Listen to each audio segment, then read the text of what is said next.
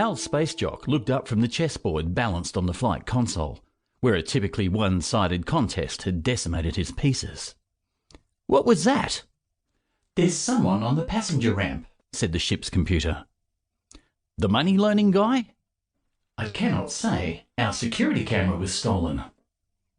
"So how do you know there's anyone out there?" "They're pressing the bell," said the Navcom patiently. Hal strode to a set of controls on the wall and pressed the upper button.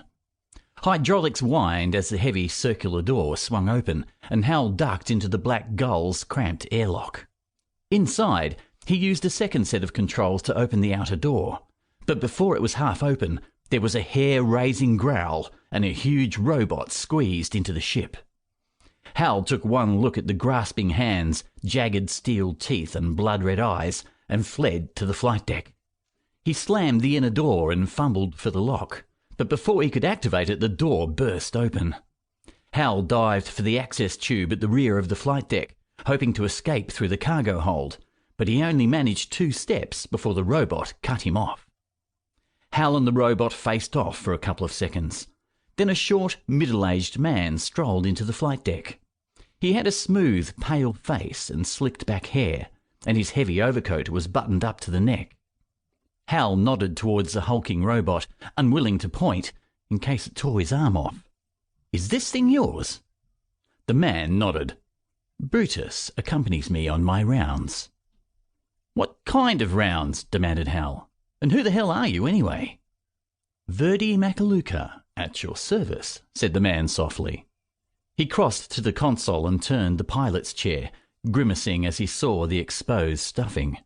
He looked around for an alternative and found none. "Let us begin," he said, sitting on the edge of the seat. "I represent Garmet and Hash, Mr. Spacejock, and I'm here to—" "You're the lone guy?" said Hal in surprise. Verdi nodded. Hal felt a flood of relief. Despite the man's threatening appearance, and his even more threatening robot, Verdi was here to set up alone. Hal had organised the meeting himself, and while he understood loan sharks could be a little eccentric, he still felt the giant killer robot was a bit much. He said, gesturing at the thing, "Do you treat all your clients like this?" "Brutus usually breaks a leg or two first, but in your case I felt it wasn't necessary. After all, it's a relatively modest sum of money." "Breaks a leg?" Hal eyed the menacing robot. "Do you get much repeat business?" "None, if I do my job properly." Verdi sat back.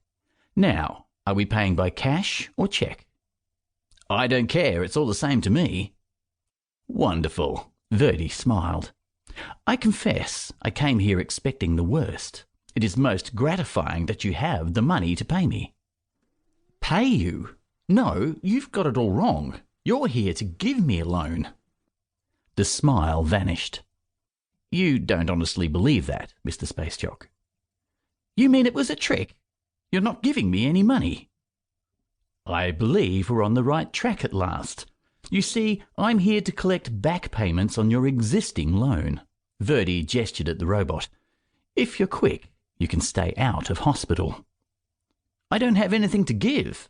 Hal spread his hands. "It's been quiet. Nobody's hiring." "We must honour our debts, Mr. Spacejock. Payment in kind, perhaps. A limb or two." The chair squealed as Verdi turned his back. "I suggest you stand still. It'll be quicker that way." "Quicker? What?" Hal dodged as the huge robot reached for him with hands the size of shovels. "Hey, call it off or I'll—" The threat died as banana-sized fingers grabbed him round the neck, and a split second later he was flat on his back. The giant machine crouched over him and tried to push Hal through the cold metal deck, and as the steel grip tightened, Hal saw his life flash before his eyes.